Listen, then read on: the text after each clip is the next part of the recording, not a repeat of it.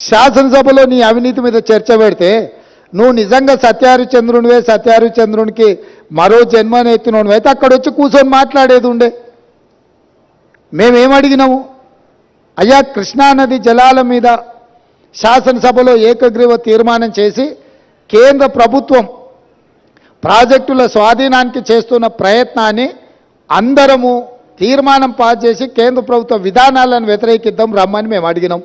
మీరు రాలేదు. కేంద్ర ప్రభుత్వానికి కాంగ్రెసే అప్పజెప్పిందని అబద్ధాలు నువ్వు చెప్తే వాస్తవాలను డిసెంబర్ 1, 2023 నాడు మీరు ముఖ్యమంత్రిగా మీ కార్యదర్శి స్మితా సబర్వాల్ గారు రాసిన లేఖను అప్పజెప్పడానికి పూర్తిగా మీరు చేసిన ప్రయత్నాన్ని ఆధారాలతో సహా శాసనసభలో ప్రభుత్వం బయటపెట్టింది. దాని తర్వాత నేనేమన్నా, కాళేశ్వరం మీద ఎంతోమందికి అపోహలు ఉన్నాయి, అనుమానాలు ఉన్నాయి, అక్కడికి ఎవరిని రాణిస్తలేరు, అక్కడికి ఎవరైనా వెళ్తే పోలీసులు అడ్డుకుంటున్నారని తెలంగాణ సమాజంలో ఎన్నో అనుమానాలు ఉన్నాయి. ఈ అనుమానాలను నివృత్తి చేయడానికి మంత్రులను, ప్రజాప్రతినిధులను, పత్రికా మిత్రులను అందరినీ తీసుకొని వెళ్ళి వాళ్ళకు చూపిద్దాము, అందరం కలిసికట్టుగా వెళ్దామని మా మంత్రి గారు మీకు లేఖ రాయడం జరిగింది. లేఖతో పాటు 13 తారీఖు నాడు వెళ్దామని మేము అన్నాము. ఒకవేళ మీకు ఏవైనా ఇతరత్ర కార్యక్రమాలు ఉంటే మీరు తారీఖు మార్చమన్నా మారుస్తామని చెప్పి శాసనసభలోనే స్వయంగా నేనే మీకు చెప్పడం జరిగింది.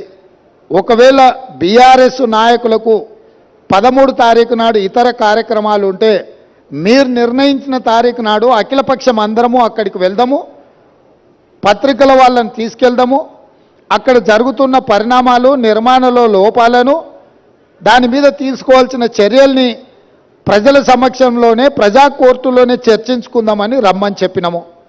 మీరు రాలేదు. రాకపోను శాసనసభలో చర్చకు కూడా మీరు రాలేదు. శాసనసభలో జరిగిన చర్చలో మీరు పాల్గొనలేదు. శాసనసభకే మీరు రావడానికి కాలు విరిగిందనే ఒక నెపాన్ని అడ్డం పెట్టుకున్నారు. కాలు ఇరిగిన చంద్రశేఖరరావు ఈరోజు నల్గొండకు పోయిండు. నేను అడుగుతున్నాయా, శాసనసభ దగ్గరుందా, నల్గొండ జిల్లా దగ్గరుందా? నల్గొండకి వెళ్ళి బహిరంగ సభలో సానుభూతి పొందాలనే ప్రయత్నం చేస్తున్నాడు చంద్రశేఖరరావు. సానుభూతి పొందడానికి మీరు దవాఖానలు ఉన్నప్పుడు మేమందరం వచ్చినాం, సానుభూతి చూపించినాం. సానుభూతి చూపించాల్సిన సందర్భంలో ప్రజలు కానీ ప్రతిపక్షాలు కానీ మేమందరం సానుభూతి చూపించినాం. ఈరోజు కేవలం కాళేశ్వరం అవినీతి మీద చర్చ జరగకుండా, కాళేశ్వరంలో మీ దోపిడీని ప్రజల దృష్టిలో పడకుండా ఉండడానికే ఈరోజు మీరు నల్గొండ